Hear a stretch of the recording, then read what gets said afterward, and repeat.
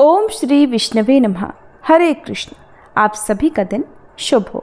अब धीरे धीरे वैशाख मास समाप्ति की ओर है और आप सभी ने हर दिन इन कथाओं को अपना भरपूर प्यार और सहयोग दिया है। इसका पुण्य आप सभी श्रोताओं को अवश्य मिलेगा। आज दिनांक है 8 मई और दिन है गुरुवार। आज वैशाख मास का 26वां दिन है और आज आप सुनेंगे वैशाख मास महात्म्य के 26वें दिन की कथाएं। और उससे पहले क्योंकि गुरुवार का दिन है तो हम सभी अध्याय का शुभारंभ करेंगे बृहस्पति देवता की कथा से। सभी प्रेम से बोलिए बृहस्पति देवता की जय।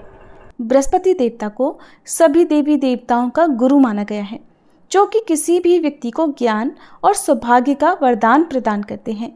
ऐसी मान्यता है कि अगर किसी व्यक्ति पर देव गुरु बृहस्पति की कृपा हो जाए तो उसे जीवन में फिर किसी भी बात की, किसी भी सुख की कोई कमी नहीं रहती। पुराणों में बृहस्पति देव को महर्षि अंगिरा का पुत्र बताया गया है।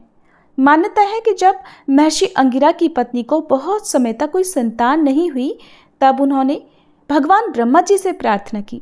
तब ब्रह्मा जी ने उन्हें एक व्रत बताया जो कि पुंसवन व्रत कहा जाता है। इसके बाद महर्षि अंगिरा की पत्नी ने इस व्रत की पूरी जानकारी श्री सनत कुमारों से लेकर अपना पुंसवन व्रत पूर्ण किया, जिसके पुण्य प्रताप से उन्हें एक बहुत ही तेजस्वी संतान की प्राप्ति हुई, जिन्हें ही बृहस्पति के नाम से जाना जाता है। नवग्रहों के श्रेष्ठ बृहस्पति मात्र एक ग्रह नहीं है, वरन देवताओं के भी गुरु हैं। ब्रह्मा जी के मानस पुत्र महर्षि अंगिरा के 3 पुत्र हुए, बृहस्पति, उतथ्य और संवर्त। इनमें बृहस्पति सबसे ज्येष्ठ अर्थात बड़े हैं। बृहस्पति अत्यंत सत्व गुणों से युक्त, वाणी, बुद्धि और ज्ञान के अधिष्ठाता तथा महान परोपकारी हैं। बृहस्पति देव अपने एक रूप से देव पुरोहित के रूप में इंद्र सभा ब्रह्म सभा में विराजमान रहते हैं और दूसरे रूप से ग्रह के रूप में प्रतिष्ठित होकर नक्षत्र मंडल में विराजमान रहते हैं। बृहस्पति देव के देवताओं के गुरु बनने के पीछे एक अत्यंत सुंदर कथा स्कंद पुराण में वर्णित है, जिसके अनुसार एक समय देवगुरु बृहस्पति ने काशी में शिवलिंग की स्थापना कर घोर तपस्या की। तपस्या करते हुए 10,000 वर्ष बीत गए। तब महादेव उस शिवलिंग से प्रकट हुए और बृहस्पति जी से कहने लगे, मैं तुम्हारी तपस्या से प्रसन्न हूँ, अपना अभीष्ट वर मांगो। अपने सामने उन अत्यंत प्रकाशवान तेजोमय शिव को देखकर बृहस्पति उनकी स्तुति करने लगे कि हे जगन्नाथ, आप त्रिगुणातीत, जरा मरण से रहित, त्रिजगन्मय, भक्तों का उद्धार करने वाले और शरणागत वत्सल हैं। आपके दर्शनों से ही मैं कृतकृत्य हो गया हूँ, मेरी समस्त कामनाएं पूरी हो गई हैं, अतः अब कुछ भी अप्राप्त नहीं रह गया। बृहस्पति की ऐसी स्तुति सुनकर महादेव ने और भी अधिक प्रसन्न होकर उन्हें अनेक वर दिए और कहा, हे अंगिरस, तुमने बृहत अर्थात बड़ा तप किया है, इसलिए तुम इंद्रादि देवों के पालक तथा ग्रहों में पूज्य हो जाओगे और तुम्हारा नाम बृहस्पति होगा। महादेव ने आगे कहा, हे ग्रहाधीश, तुम बड़े वक्ता और विद्वान हो, इसलिए तुम्हारा नाम वाचस्पति भी होगा। जो प्राणी तुम्हारे द्वारा स्थापित इस बृहस्पतिश्वर लिंग की आराधना करेगा और तुम्हारे द्वारा की गई स्तुति का पाठ करेगा, उसे मनोवांछित फल प्राप्त होगा तथा ग्रह जनित कोई अन्य बाधा उसे पीड़ित नहीं करेगी। इतना कहकर महादेव ने सभी देवताओं को बुलाकर बृहस्पति जी को देवाचार्य तथा देवगुरु के पद पर प्रतिष्ठित कर दिया।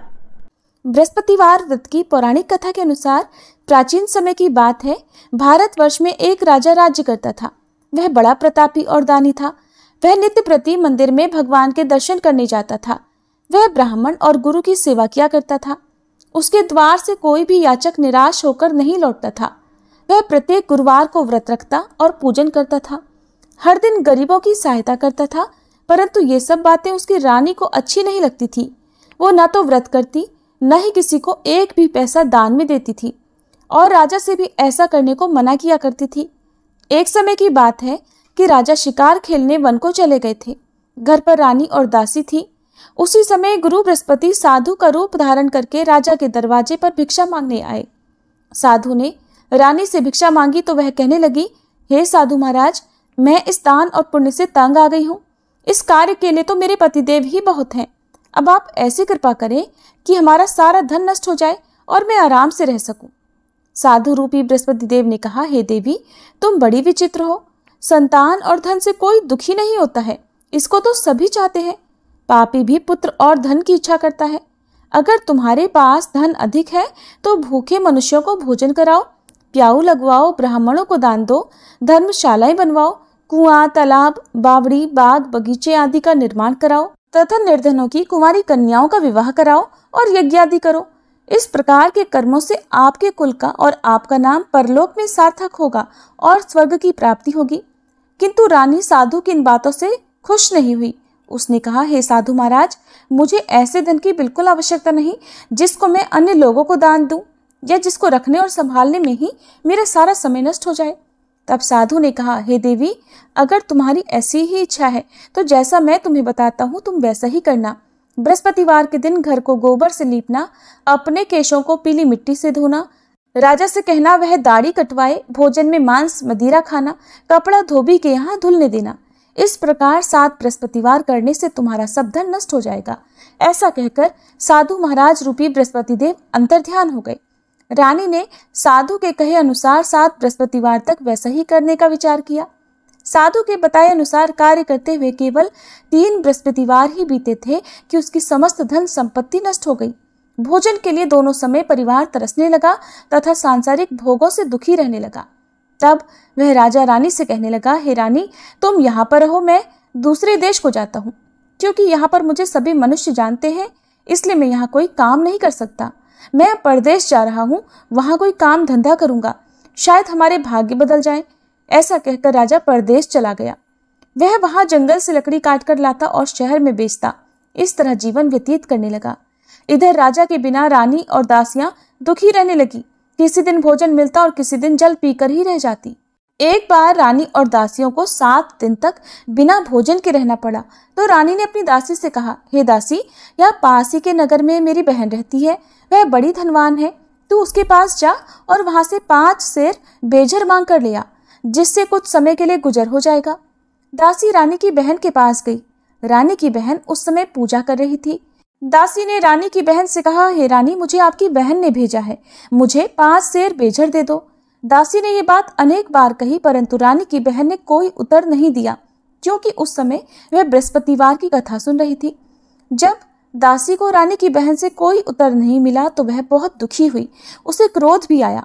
वह लौटकर रानी से बोली, हे रानी, आपकी बहन तो बहुत ही घमंडी है, वह तो छोटे लोगों से बात भी नहीं करती। मैंने उससे बहुत बार कहा लेकिन उसने कोई उत्तर नहीं दिया। मैं वापस चली आई। रानी बोली, हे दासी, इसमें उसका कोई दोष नहीं है। जब बुरे दिन आते हैं तब कोई सहारा नहीं देता। अच्छे बुरे का पता विपत्ति में ही लगता है। अब तो जो ईश्वर की इच्छा होगी वही होगा। ये सब हमारे भाग्य का दोष है। उधर रानी की बहन ने सोचा कि मेरी बहन की दासी आई थी, परंतु मैं उससे नहीं बोली, इससे वह बहुत दुखी हुई होगी।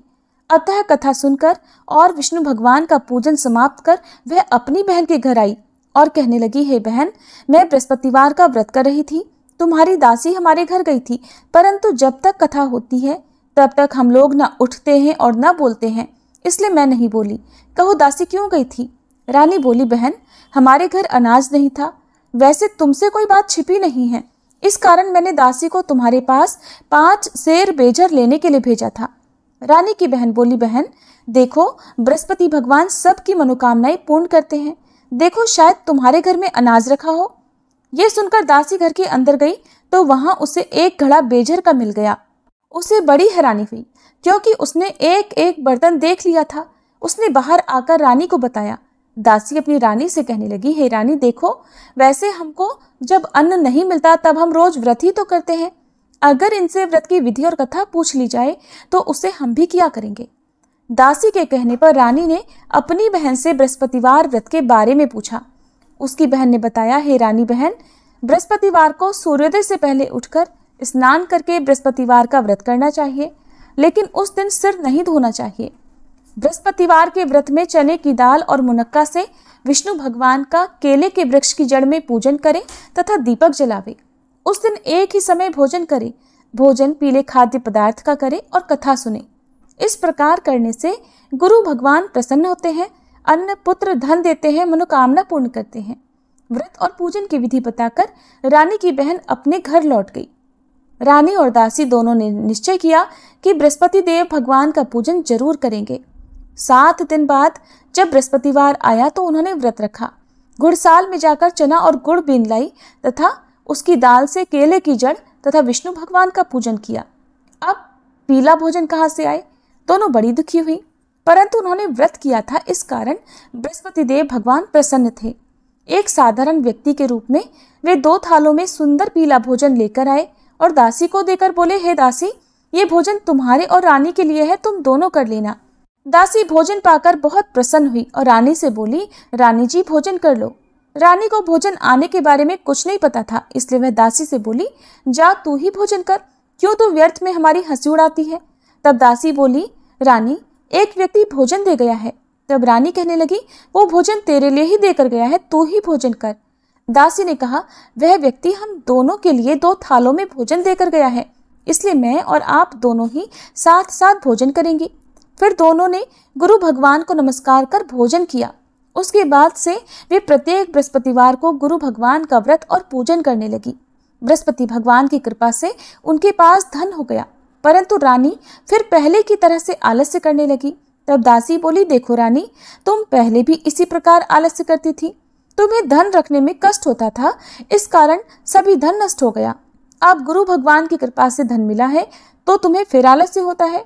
बड़ी मुसीबतों के बाद हमने ये धन पाया है, इसलिए हमें दान पुण्य करना चाहिए। तुम भूखे मनुष्यों को भोजन कराओ, प्याऊ लगवाओ, ब्राह्मणों को दान दो, कुआं, तालाब, बावड़ी आदि का निर्माण करवाओ, मंदिर पाठशाला बनवाकर दान दो, कुंवारी कन्याओं का विवाह करवाओ, धन को शुभ कार्यों में खर्च करो, जिससे तुम्हारे कुल का यश बढ़े और स्वर्ग प्राप्त हो और पितर भी प्रसन्न हो। दासी की बात मानकर रानी ने इसी प्रकार के कर्म करने प्रारंभ कर दिए, जिससे उनका काफी यश फैलने लगा। एक दिन रानी और दासी आपस में विचार करने लगी कि न जाने राजा किस दशा में होंगे, उनकी कोई खोज खबर नहीं है। उन्होंने बृहस्पति देव से प्रार्थना की और तब भगवान ने रात्रि में राजा को स्वप्न में कहा, हे राजा उठ, तेरी रानी तुझको याद करती है, अब अपने देश को वापस लौट जा। राजा प्रातःकाल उठकर जंगल से लकड़ियां काट कर लाने के लिए जंगल की ओर चल पड़ा। जंगल से गुजरते हुए वह सोचने लगा, रानी की गलती से उसे कितने दुख भोगने पड़े। राजपाट छोड़कर उसे जंगल में आकर रहना पड़ा। जंगल से लकड़ियां काटकर उन्हें बेचकर गुजारा करना पड़ा। उसी समय उस जंगल में बृहस्पति देव एक साधु का रूप धारण करके आए और राजा के पास आकर बोले, हे लकड़हारे, तुम इस सुनसान जंगल में किस चिंता में बैठे हो, मुझे बतलाओ। यह सुनकर राजा की आंखों में आंसू भर आए और साधु की वंदना करके वह बोला, हे प्रभु, आप सब कुछ जानने वाले हैं। ऐसा कहकर राजा ने साधु को अपनी संपूर्ण कथा सुना दी। महात्मा दयालु होते हैं। वे राजा से बोले, हे राजा, तुम्हारी पत्नी ने बृहस्पति देव के प्रति अपराध किया था, जिसके कारण तुम्हारी ये दशा हुई। अब तुम किसी प्रकार की चिंता मत करो, भगवान तुम्हें पहले से अधिक धन देंगे। देखो, तुम्हारी पत्नी ने बृहस्पतिवार का व्रत करना प्रारंभ कर दिया है। अब तुम भी बृहस्पतिवार का व्रत करके चने की दाल और गुड़ जल के लोटे में डालकर केले का पूजन करो, फिर कथा कहो या सुनो, भगवान तुम्हारी सब मनोकामनाओं को पूर्ण करेंगे। साधु को प्रसन्न देखकर राजा बोला, हे प्रभु, मुझे लकड़ी बेचकर इतना पैसा नहीं मिलता जिससे भोजन करने के उपरांत कुछ बचा सकूं, और मैंने रात्रि में अपनी रानी को व्याकुल देखा है। मेरे पास कोई साधन नहीं जिससे समाचार जान सकूं। फिर मैं बृहस्पति देव की क्या कहानी कहूं, मुझे तो कुछ भी नहीं मालूम है। साधु ने कहा, हे राजा, तुम किसी बात की चिंता मत करो। बृहस्पतिवार के दिन तुम रोजाना की तरह लकड़ियां लेकर शहर में जाओ, तुम्हें रोज से 2 गुना धन प्राप्त होगा, जिससे तुम भलीभांति भोजन कर लोगे और बृहस्पति देव की पूजा का सामान भी आ जाएगा। बृहस्पतिवार की कथा इस प्रकार है। प्राचीन काल में एक बहुत ही निर्धन ब्राह्मण था। उसकी कोई संतान नहीं थी। वह नित्य पूजा पाठ करता, परंतु उसकी पत्नी बहुत मलिनता के साथ रहती थी। वो न तो स्नान करती और न किसी देवता का पूजन करती थी। प्रातःकाल उठते ही सबसे पहले भोजन करती, बाद में कोई अन्य कार्य करती। ब्राह्मण देवता बहुत दुखी रहते थे। पत्नी को बहुत समझाते, किंतु कोई परिणाम नहीं निकलता। भगवान की कृपा से ब्राह्मण की पत्नी के कन्या उत्पन्न हुई। वह कन्या अपने पिता के घर में बड़ी होने लगी। वह बालिका प्रातः स्नान करके भगवान विष्णु का जप करती। वह बचपन से ही बृहस्पतिवार का व्रत भी करने लगी थी। पूजा पाठ समाप्त कर स्कूल जाती तो अपनी मुट्ठी में जौ भरकर ले जाती और पाठशाला जाने के मार्ग में डालती जाती। वही जौ सोने के हो जाते तो लौटते समय उनको बीनकर घर ले आती। एक दिन वह बालिका सूप में उन सोने के जौ को फटक कर साफ कर रही थी।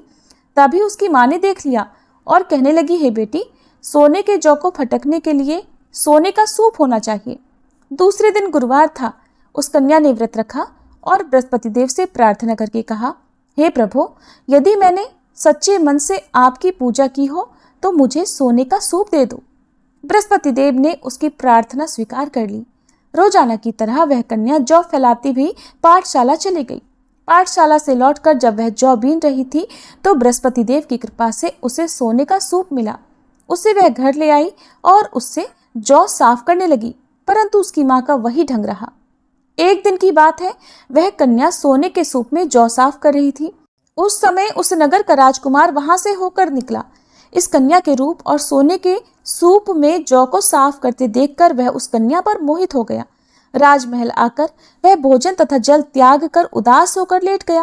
राजा को जब राजकुमार द्वारा अन्न जल त्यागने का समाचार मिला तो अपने मंत्रियों के साथ वह अपने पुत्र के पास आया और बोले, हे बेटा, तुम्हें किस बात का कष्ट है? किसी ने अपमान किया है अथवा कोई और कारण है? मुझे बताओ, मैं वही करूंगा जिससे तुम्हें प्रसन्नता हो। तब राजकुमार ने अपने पिता की बातें सुनी और बोला, मुझे आपकी कृपा से किसी बात का दुख नहीं है, किसी ने मेरा अपमान नहीं किया है, परंतु मैं उस लड़की के साथ विवाह करना चाहता हूँ जो सोने के सूप में जौ साफ कर रही थी। ये सुनकर राजा आश्चर्य में पड़ गया और बोला, हे बेटा, इस तरह की कन्या का पता तुम ही लगाओ, मैं उसके साथ तुम्हारा विवाह अवश्य ही करवा दूंगा। राजकुमार ने राजा को उस लड़की के घर का पता बतलाया। मंत्री उस लड़की के घर गया और राजा का आदेश ब्राह्मण को सुनाया। कुछ ही दिन बाद ब्राह्मण की कन्या का विवाह राजकुमार के साथ संपन्न हो गया। कन्या के घर से जाते ही उस ब्राह्मण देवता के घर में पहले की तरह गरीबी का वास हो गया। अब भोजन के लिए भी अन्न बड़ी मुश्किल से मिलता था। एक दिन दुखी होकर ब्राह्मण अपनी पुत्री से मिलने गया। बेटी ने पिता की दुखी अवस्था को देखा और अपनी माँ का समाचार पूछा। ब्राह्मण देवता ने सभी हाल कह सुनाया। तब कन्या ने बहुत सारा धन देकर अपने पिता को विदा कर दिया। इस तरह ब्राह्मण का कुछ समय सुखपूर्वक बीता, लेकिन कुछ दिन बाद फिर वही हाल हो गया। ब्राह्मण फिर अपनी कन्या के यहाँ गया और सभी हाल कहा तो पुत्री कहने लगी, हे पिताजी, आप माताजी को यहाँ लिवा लाओ, मैं उन्हें वह विधि बता दूंगी जिससे गरीबी दूर हो जाए। अब ब्राह्मण देवता अपनी पत्नी को साथ लेकर अपनी पुत्री के पास राजमहल में पहुंचे तो पुत्री अपनी माँ को समझाने लगी, हे माँ, तुम प्रातःकाल उठकर प्रथम स्नान आदि करके विष्णु भगवान का पूजन करो तो सब दरिद्रता दूर हो जाएगी। परंतु उसकी माँ ने उसकी एक बात नहीं मानी। वह प्रातःकाल उठकर अपनी पुत्री का बचा जूठन खा लेती थी। एक दिन उसकी पुत्री को बहुत गुस्सा आया। उसने एक रात कोठरी से सारा सामान निकाल दिया और उसमें अपनी माँ को बंद कर दिया। प्रातः उसमें से निकाला और स्नान आदि करा के पूजा पाठ करवाया तो उसकी माँ की बुद्धि ठीक हो गई। इसके बाद वह नियम से पूजा पाठ करती और प्रत्येक बृहस्पतिवार को व्रत करने लगी। इस व्रत के पुण्य प्रभाव से उसकी माँ भी बहुत धनवान हो गई और बृहस्पति देवता के प्रभाव से स्वर्ग को गई। वह ब्राह्मण भी सुखपूर्वक इस लोक का सुख भोग कर स्वर्ग को प्राप्त हुए। इस तरह कहानी कहकर साधु महाराज वहां से लोप हो गए। धीरे धीरे समय बीतने पर फिर बृहस्पतिवार का दिन आया। राजा जंगल से लकड़ी काटकर किसी शहर में बेचने गए। उसे उस दिन और दिनों से अधिक धन मिला। राजा ने चना, गुड़ आदि लाकर बृहस्पतिवार का व्रत किया। उस दिन से उसके सभी क्लेश दूर हुए। परंतु जब अगला गुरुवार का दिन आया तो वह बृहस्पतिवार का व्रत करना भूल गया। इस कारण बृहस्पति भगवान नाराज हो गए। उस दिन उस नगर के राजा ने विशाल यज्ञ का आयोजन किया तथा अपने समस्त राज्य में घोषणा करवा दी कि कोई भी मनुष्य अपने घर में भोजन ना बनाए और आग भी ना जलाए। समस्त जनता मेरे यहाँ भोजन करने आए। इस आज्ञा को जो न मानेगा उसको फांसी की सजा दी जाएगी। राजा की आज्ञा अनुसार राज्य के सभी निवासी राजा के भोज में सम्मिलित हुए, लेकिन लकड़हारा कुछ देर से पहुंचा, इसलिए राजा उसको अपने साथ महल में ले गए। जब राजा लकड़हारे को भोजन करा रहे थे तो रानी की दृष्टि उस खूंटी पर पड़ी जिस पर उसका हार लटका हुआ था। उसे हार खूंटी पर लटका दिखाई नहीं दिया। रानी को निश्चय हो गया कि मेरा हार उस लकड़हारे ने चुरा लिया है। उसी समय सैनिक बुलवाकर उसको कैद खाने में डलवा दिया। जब लकड़हारा कारागार में पड़ गया तो बहुत दुखी होकर विचार करने लगा कि न जाने कौन से पूर्व जन्म के कर्म से मुझे ये दुख प्राप्त हुआ है, और उसी साधु को याद करने लगा जो जंगल में मिला था। तत्काल बृहस्पति देव साधु के रूप में प्रकट हो गए और उसकी दशा को देखकर कहने लगे, अरे मूर्ख, तूने बृहस्पति देवता की कथा नहीं की, इस कारण तुझे दुख प्राप्त हुआ है। अब चिंता मत कर, बृहस्पतिवार के दिन कारागार के दरवाजे पर 4 पैसे पड़े मिलेंगे, उनसे तो बृहस्पति देव की पूजा करना तो तेरे सभी कष्ट दूर हो जाएंगे। अगले बृहस्पतिवार उसे कारागार के द्वार पर 4 पैसे पड़े मिले। राजा ने पूजा का सामान मंगवाकर कथा कही और प्रसाद बांटा। उसी रात्रि को बृहस्पति देव ने उस नगर के राजा को स्वप्न में कहा, हे राजा, तूने जिस आदमी को कारागार में बंद करा दिया है वह निर्दोष है, वह राजा है, उसे छोड़ देना। रानी का हार उसी खूंटी पर लटका हुआ है। अगर तू ऐसा नहीं करेगा तो मैं तेरे राज्य को नष्ट कर दूंगा। राजा प्रातःकाल उठा और खूंटी पर हार टंगा देखकर लकड़हारे को बुलाकर क्षमा मांगी तथा राजा के योग्य सुंदर वस्त्र आभूषण भेंट कर उसे विदा किया। गुरुदेव की आज्ञा अनुसार राजा अब अपने नगर को चल दिया। राजा जब नगर के निकट पहुंचा तो उसे बड़ा ही आश्चर्य हुआ।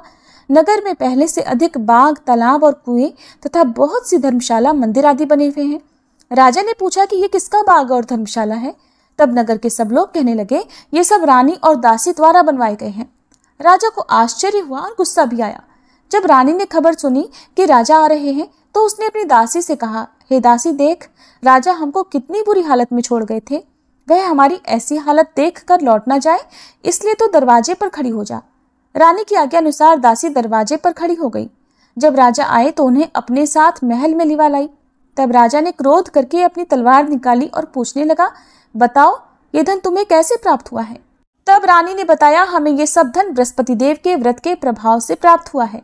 राजा ने तब निश्चय किया कि 7 रोज बाद तो सभी बृहस्पति देव का पूजन करते हैं, परंतु मैं रोजाना दिन में 3 बार कथा कहा करूंगा तथा रोज व्रत किया करूंगा। अब हर समय राजा के दुपट्टे में चने की दाल बंधी रहती तथा दिन में 3 बार वह कथा कहता। एक दिन राजा ने विचार किया कि चलो अपनी बहन के यहाँ हो आवे। इस तरह का निश्चय कर राजा घोड़े पर सवार होकर अपनी बहन के यहाँ चल पड़ा। रास्ते में उसने देखा कि कुछ आदमी एक मुर्दे को लिए जा रहे हैं। उन्हें रोककर राजा कहने लगा, अरे भाइयों, मेरी बृहस्पतिवार की कथा सुन लो। वे बोले, लो, हमारा तो आदमी मर गया है, इसको अपनी कथा की पड़ी है। परंतु कुछ आदमी बोले, अच्छा कहो, हम तुम्हारी कथा भी सुनेंगे। राजा ने दाल निकाली और कथा कहनी शुरू कर दी। जब कथा आधी हुई तो वह मुर्दा हिलने लगा और जब कथा समाप्त हुई तो राम राम करके वह मनुष्य खड़ा हो गया। राजा आगे बढ़ा, उसे चलते चलते शाम हो गई। आगे मार्ग में उसे किसान खेत में हल चलाता मिला। राजा उससे बोला, अरे भैया, तुम मेरी बृहस्पतिवार की कथा सुन लो। किसान बोला, जब तक मैं तेरी कथा सुनूंगा तब तक 4 हरैया जोत लूंगा। जा, अपनी कथा किसी और को सुनाना। राजा आगे चलने लगा। राजा के हटते ही बैल पछाड़ खाकर गिर गए तथा किसान के पेट में बहुत जोर से दर्द होने लगा। उसी समय किसान की माँ रोटी लेकर आई। उसने जब ये देखा तो अपने पुत्र से सब हाल पूछा। बेटे ने सभी हाल बता दिया। बुढ़िया दौड़ी दौड़ी उस घुड़सवार के पास गई और उससे बोली, मैं तेरी कथा सुनूंगी, तू अपनी कथा मेरे खेत पर ही चलकर कहना। राजा ने लौटकर बुढ़िया के खेत पर जाकर कथा कही, जिसके सुनते ही बैल खड़े हो गए और किसान के पेट का दर्द भी बंद हो गया। अब राजा अपनी बहन के घर पहुंच गया। बहन ने भाई की खूब मेहमानी की। दूसरे दिन प्रातःकाल राजा जगा तो देखने लगा कि सब लोग भोजन कर रहे हैं। राजा ने अपनी बहन से पूछा कि ऐसा कोई मनुष्य है जिसने भोजन ना किया हो, जो मेरी बृहस्पतिवार की कथा सुन ले। तो बहन बोली, हे भैया, ये देश ऐसा ही है। पहले यहाँ के लोग भोजन करते हैं, बाद में अन्य कोई काम करते हैं। अगर पड़ोस में कोई हो तो देख कर आती हूँ। ऐसा कहकर बहन देखने चली, परंतु उसे कोई भी ऐसा व्यक्ति नहीं मिला जिसने भोजन नहीं किया हो। फिर वह एक कुम्हार के घर गई जिसका लड़का बीमार था। उसे पता चला कि उसके यहाँ 3 दिन से किसी ने भोजन नहीं किया है। रानी ने अपने भाई की कथा सुनने के लिए कुम्हार से कहा तो वह तैयार हो गया। तब राजा ने जाकर बृहस्पतिवार की कथा कही, जिसको सुनकर उसका लड़का ठीक हो गया। अब तो राजा की प्रशंसा होने लगी। एक दिन राजा ने अपनी बहन से कहा, हे बहन, अब मैं अपने घर जाऊंगा, तुम भी तैयार हो जाओ। राजा की बहन ने अपनी सास से अपने भाई के साथ जाने की आज्ञा मांगी तो सास बोली, चली जा, परंतु अपने लड़कों को मत ले जाना, क्योंकि तेरे भाई की कोई संतान नहीं होती है। बहन ने अपने भाई से कहा, हे भैया, मैं तो चलूंगी, परंतु कोई बालक नहीं जाएगा। राजा ने कहा, जब कोई बालक नहीं चलेगा तब तुम भी जाकर क्या करोगी। फिर दुखी मन से राजा अपने नगर को लौट आया। राजा ने अपनी रानी से कहा, हम निसंतान हैं, इसलिए हमारे घर आना कोई पसंद नहीं करता। हम निर्वंशी राजा हैं। ऐसा कहकर वह बिना भोजन आदि किए शैया पर लेट गया। रानी बोली, हे प्रभु, बृहस्पति देव ने हमें सब कुछ दिया है, वे हमें संतान भी अवश्य देंगे। उसी रात बृहस्पति देव ने राजा को स्वप्न में कहा, हे राजा, उठ, सभी सोच त्याग दे, तेरी रानी गर्भ से है। राजा को यह जानकर बड़ी प्रसन्नता हुई। 9वें महीने रानी के गर्भ से एक सुंदर पुत्र पैदा हुआ। जब राजा की बहन ने यह शुभ समाचार सुना तो वह बहुत खुश हुई तथा बधाई लेकर अपने भाई के यहाँ आई। तभी रानी ने कहा, घोड़ा चढ़कर तो नहीं आई, गधा चढ़ी आई। राजा की बहन बोली, भाई, मैं इस प्रकार न कहती तो तुम्हें संतान कैसे मिलती। बृहस्पति देव ऐसे ही हैं, जिसके मन में जो कामनाएं रहती हैं सभी को पूर्ण करते हैं। जो सद्भावना पूर्वक बृहस्पतिवार का व्रत करता है और कथा पढ़ता है अथवा सुनता है, दूसरों को सुनाता है, बृहस्पति देव उसकी सभी मनोकामनाएं पूर्ण करते हैं। बृहस्पति देव उनकी सदैव रक्षा करते हैं। जो संसार में सद्भावना और सच्चे मन से बृहस्पति देव का पूजन करते हैं, उनकी सभी मनोकामनाएं उसी प्रकार पूर्ण होती हैं जैसे रानी और राजा ने बृहस्पति देव की कथा का गुणगान किया, उनकी सभी इच्छाएं बृहस्पति देव ने पूर्ण की। मनुष्य को हृदय से उनका मनन करते हुए जयकार करनी चाहिए। प्रेम से बोलिए बृहस्पति देवता की जय। अब सुनिए आज का महात्म्य। जैमिनी जी कहते हैं कि इसके बाद नारद जी और राजा इंद्रद्युम्न पुरोहित के छोटे भाई विद्यापति के साथ पुरुषोत्तम क्षेत्र में नीलकंठ महादेव जी के समीप गए। वहां पर महादेव जी की पूजा करके राजा ने श्री दुर्गा जी को भी प्रणाम किया। फिर सब लोग अपना उत्तम रथ छोड़कर साथ आए लोगों सहित उनके साथ चले गए और अपनी इंद्रियों को वश में रखते हुए नीलगिरी पर चढ़ने के लिए आगे बढ़ने लगे। ये पर्वत नाना प्रकार के वृक्षों और लताओं से भरा हुआ था। तरह तरह के पक्षी वहां कलरव करते थे। बड़ी बड़ी चट्टानों के कारण उस पर्वत का किनारा ऊंचा नीचा और दुर्गम दिखाई देता था। वह नीलगिरी चारों ओर से गोलाकार था। वे सभी लोग उस मार्ग से गए जहाँ काले अगरू वृक्ष के नीचे सब विपत्तियों और भयों को हरने वाले दिव्य सिंह रूपधारी भगवान नरसिंह निवास करते हैं, जिनका दर्शन करके मनुष्यों की कोटि कोटि ब्रह्महत्याएं नष्ट हो जाती हैं। उनका मुख फैला हुआ है, दांत बड़े भयंकर दिखाई देते हैं। कुछ पीले रंग के अयालों अर्थात गर्दन के बालों से उनका मुखमंडल व्याप्त है। वे 3 नेत्रों से युक्त और बड़े भयानक हैं। अपनी जांघों पर उत्तान सोए हुए दैत्य के वक्ष स्थल को वज्रतुल्य कठोर नखों से विदीर्ण कर रहे हैं। मुख पर अट्टाहस की छटा है, जिसमें लपलपाती हुई लाल रंग की जिह्वा शोभा पाती है। उनके हाथों में शंख और चक्र सुशोभित है। मस्तक किरीट मुकुट से चमक रहा है। नेत्रों से आग की चिंगारियां निकलती हैं, जिनसे सभी दिशाएं संत्रस्त हो रही हैं। प्रचंड आघात के कारण भगवान के चरण कमल धरती में धंस गए हैं। उन आदि मूर्ति भगवान नरसिंह का दर्शन करके सबने प्रणाम किया। इंद्रद्युम्न ने भी भगवान नरसिंह का दर्शन करके नारद जी के वचनों पर विश्वास किया और कहने लगे, महर्षि, मैं कृतार्थ हो गया। आप तो ज्ञान की निधि हैं। मैं तो भगवान के दर्शन मात्र से ही सभी पापों से मुक्त हो गया। दया सिंधु भगवान की नीलमणिमय मूर्ति किस स्थान पर विराजमान है जो दर्शन मात्र से ही मुक्ति देने वाली है? विप्रवर, उसी का मुझे दर्शन कराइए। तब नारद जी ने राजा इंद्रद्युम्न को उस परम पावन स्थान का दर्शन कराया जहां भगवान श्री विष्णु स्वर्णमयी बालू से ढक गए थे। मुनि ने वहां ले जाकर राजा से कहा, नारायण नारायण राजन, इस 2 योजन ऊंचे और 1 योजन फैले हुए वट वृक्ष को तो देखो। ये प्रलय काल में भी स्थिर रहता है और मनुष्यों को मोक्ष प्रदान करने वाला है। इसकी छाया में जाने से ही मनुष्य पापों से मुक्त हो जाता है। इसकी जड़ में प्राण त्यागने वाला मनुष्य मोक्ष को प्राप्त होता है। फिर जो इसकी पूजा और स्तुति करता है उसके लिए तो कहना ही क्या है। इसके मूल भाग से पश्चिम और नरसिंह जी से उत्तर भगवान नीलमाधव विराजमान थे। वे ही आप पर अनुग्रह करने के लिए अब 4 स्वरूपों में यहाँ प्रकट होंगे।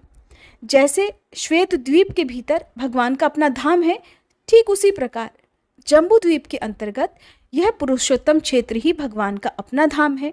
राजन, जो मोक्ष का अधिकारी है वही इसकी महिमा को समझ पाता है। अन्य मनुष्यों को विशेषतः पाप कर्मियों के लिए ये विश्वास की भूमि नहीं है। भगवान जगन्नाथ का अंतर्ध्यान होना या छिप जाना किसी विशेष कारण से होता है, परंतु वे साधु पुरुषों पर कृपा करने के लिए प्रत्येक युग में प्रकट होते ही रहते हैं। राजन, भगवान मत्स्य, कच्छप आदि अनेक अवतारों के द्वारा जब अवतार का उद्देश्य पूरा कर देते हैं, तब कारण की निवृत्ति हो जाने से अर्थात उनका कार्य पूरा हो जाने से वे अंतर्ध्यान हो जाते हैं। परंतु वे ही दया सागर भगवान इस पुरुषोत्तम क्षेत्र में बिना किसी कारण के नित्य निवास करते हैं।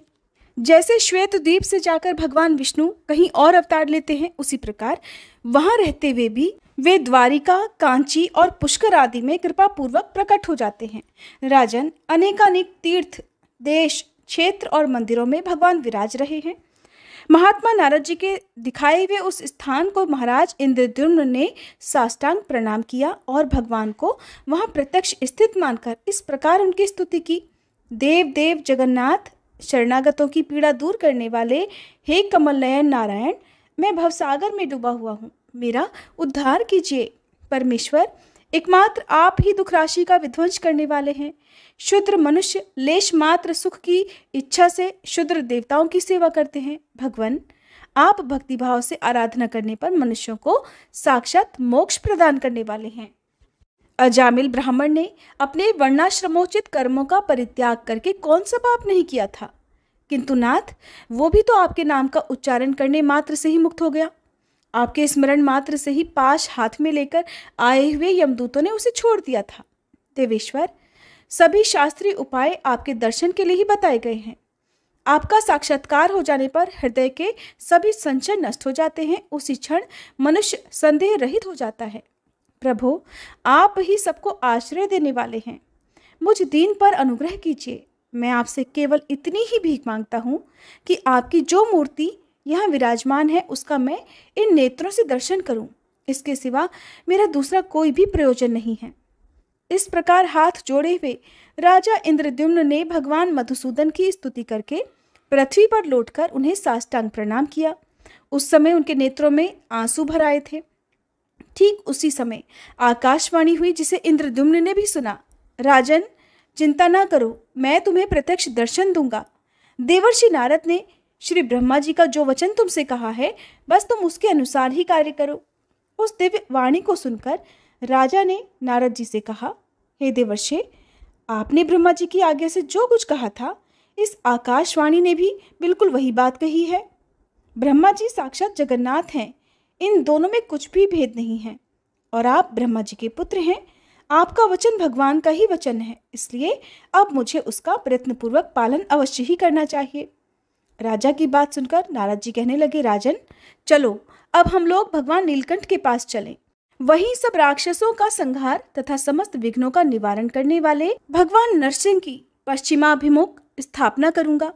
इससे अंतर्ध्यान को प्राप्त हुए भगवान श्री विष्णु नरसिंह जी के रूप में प्रकट होंगे और उनके समीप किया हुआ यज्ञ अतिशय फल देने वाला होगा। तुम आगे चलो और शीघ्र ही वहां एक मंदिर बनवाओ। मेरे स्मरण करने से विश्वकर्मा जी का पुत्र आकर शीघ्र ही पश्चिमाभिमुख मंदिर का निर्माण करेगा। भगवान नीलकंठ के दक्षिण 100 धनुष की दूरी पर जो बहुत बड़ा चंदन का वृक्ष है, उसके पश्चिम का स्थान क्षेत्र होगा। वहीं तुम्हें 1000 यज्ञों का अनुष्ठान करना है। तुम अभी जाओ, मैं 5 दिनों तक अभी यहीं और ठहरूंगा और इन ज्योति स्वरूप अनंत शक्ति संपन्न दिव्य नरसिंह भगवान की आराधना करके एक अर्चा विग्रह में इनकी प्रतिष्ठा करूंगा। फिर वे उसमें प्राण, इंद्रिय और मन के साथ विराजेंगे। नारद जी की ये बात सुनकर राजा इंद्रद्युम्न चंदन वृक्ष के समीप गए। वहां उन्होंने विश्वकर्मा जी के पुत्र सुघटक को देखा। सुघटक राजा को देखकर हाथ जोड़कर बोले, देव, मैं शिल्प शास्त्र का ज्ञाता हूँ। इस समय आपके परम सुंदर नरसिंह भवन का निर्माण करूंगा। राजा बोले, आप कोई साधारण शिल्पी नहीं, विश्वकर्मा जी के पुत्र हो। ये नारद जी ने मुझे बता दिया है। इसलिए प्राकार और तोरण के साथ नरसिंह जी का सुंदर मंदिर आप शीघ्र ही तैयार करो। उसका मुख्य द्वार पश्चिम की ओर होगा। ऐसा कहकर उन देव शिल्पी का विधिवत पूजन सत्कार करके राजा ने उन्हें मंदिर निर्माण के कार्य में नियुक्त कर दिया और शिला इकट्ठा करने वाले सेवकों को बहुत सारा धन देकर उस कार्य में लगा दिया। वह सुंदर मंदिर हालांकि बहुत दिनों में बनने वाला था, फिर भी देव शिल्पी की महिमा से चौथे दिन में ही बनकर तैयार हो गया। इसके बाद 5वें दिन सवेरे नित्य कर्म के बाद प्रतिष्ठा विधि की सारी सामग्री एकत्रित करके जब राजा नारद जी के आने की प्रतीक्षा कर रहे थे, तभी शंख, मृदंग, ढोल, गीत, मंगल वाद्य तथा हाथियों के घंटों के शब्द अचानक सुनाई पड़े। साथ ही उच्च स्वर से जय जयकार का शब्द आकाश मंडल में गूंज उठा। इतने में ही नारद जी विश्वकर्मा जी की बनाई हुई सुंदर नरसिंह मूर्ति को लेकर वहां आ गए। तब तक उस मूर्ति में प्राण प्रतिष्ठा हो चुकी थी। मूर्ति ने दिव्यमाला और वस्त्र धारण किए हुए थे। उस पर दिव्य चंदन का अनुलेप किया गया था। वह सब ओर से तेज पुंज से व्याप्त थी और सबको हर्ष प्रदान करती थी। उसे देखकर राजा और उनके अनुयायी बहुत प्रसन्न हुए। सभी ने देवर्षि नारद जी की प्रशंसा की। फिर पास से देखकर उसमें नरसिंह जी की आकृति पहचानी और ये निश्चय किया कि यह आदि मूर्ति भगवान नरसिंह जी की प्रतिमा है। तब प्रसन्न हुए राजा इंद्रद्युम्न ने भगवान नरसिंह की परिक्रमा की और धरती पर मस्तक रखकर साष्टांग प्रणाम किया। इसके बाद राजा के अनुरोध से नारद मुनि ने भूदेवी और लक्ष्मी देवी के साथ देवाधिदेव भगवान नरसिंह की प्रतिमा को रत्नमयी वेदी पर शुभ मुहूर्त में स्थापित कराया।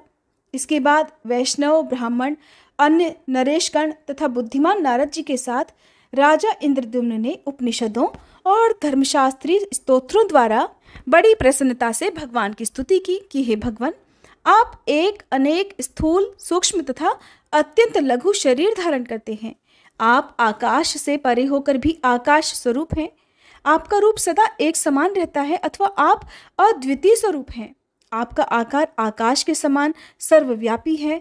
आप आकाश में स्थित हैं, आकाश पर आरूढ़ हैं। व्योमकेश शिव तथा पद्मयोनि ब्रह्मा जी भी आपके ही स्वरूप हैं।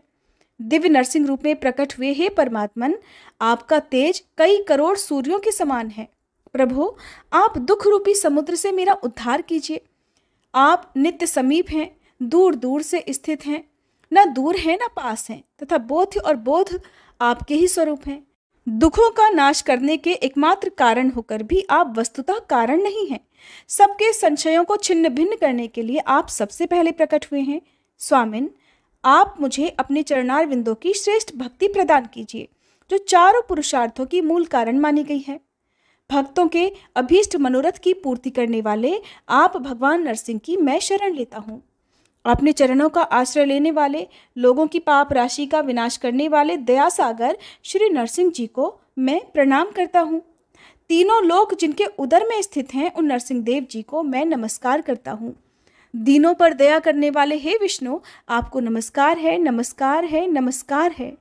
आप मुझ अनाथ की रक्षा कीजिए। प्रभु, मैं अपने इस चर्म चक्षु से आपके दिव्य स्वरूप का दर्शन कर सकूं, बस ऐसी कृपा मुझ पर कीजिए। आपकी कृपा से मेरे सहस्त्र अश्वमेध यज्ञ निर्विघ्न पूर्ण हो, मेरी करोड़ों पाप राशियां नष्ट हो जाएं। भगवान, जो मनुष्य आपकी शरण लेते हैं वे मोक्ष के भागी होते हैं। इस प्रकार दिव्य नरसिंह जी की स्तुति करके राजा इंद्रद्युम्न के मन में बड़ी प्रसन्नता हुई। उन्होंने बार बार धरती पर लेटकर भगवान को दंडवत प्रणाम किया। जो लोग भी इस स्तोत्र से दिव्य नरसिंह जी की स्तुति करते हैं, उन्हें भगवान नरसिंह मोक्ष प्रदान करते हैं। ज्येष्ठ मास के शुक्ल पक्ष की द्वादशी तिथि को स्वाति नक्षत्र के योग में महर्षि नारद ने उस क्षेत्र में दिव्य नरसिंह देव जी की स्थापना की है। जो लोग वहां उनका दर्शन करते हैं, वे सहस्त्र अश्वमेध यज्ञ से अधिक फल प्राप्त करते हैं। जो पंचामृत, दूध, नारियल के रस अथवा सुगंधित जल से भगवान नरसिंह को स्नान कराते, खीर आदि उपचार समर्पित करके पूजा करते, जवा कुसुम की माला, चंदन, धूप, दीप और तांबूल चढ़ाकर स्तुति पाठ, जय जयकार, परिक्रमा, प्रणाम तथा दान से नरसिंह जी को संतुष्ट करते हैं, वे ब्रह्मलोक को प्राप्त होते हैं। वैशाख की चतुर्दशी को शनिवार के दिन स्वाति नक्षत्र में प्रदोष काल के समय भगवान नरसिंह का आदि अवतार हुआ है। उस तिथि को विधि पूर्वक नरसिंह जी की पूजा करके मनुष्य अपने करोड़ों जन्मों के संचित पाप राशि को तुरंत ही भस्म कर देता है। जो भगवान नरसिंह का दर्शन, स्पर्श, नमस्कार, भक्ति पूर्वक दंडवत तथा स्तुति करता है, वह सब पापों से मुक्त हो जाता है। मुनियों ने पूछा, हे महर्षि, उस क्षेत्र में भगवान नरसिंह जी के स्थापित हो जाने के बाद फिर राजा इंद्रद्युम्न ने क्या किया? जैमिनी जी ने उन मुनियों को जो कुछ भी बताया, भक्तजनों, उसका वृतांत आप सभी अगले अध्याय में सुनिएगा।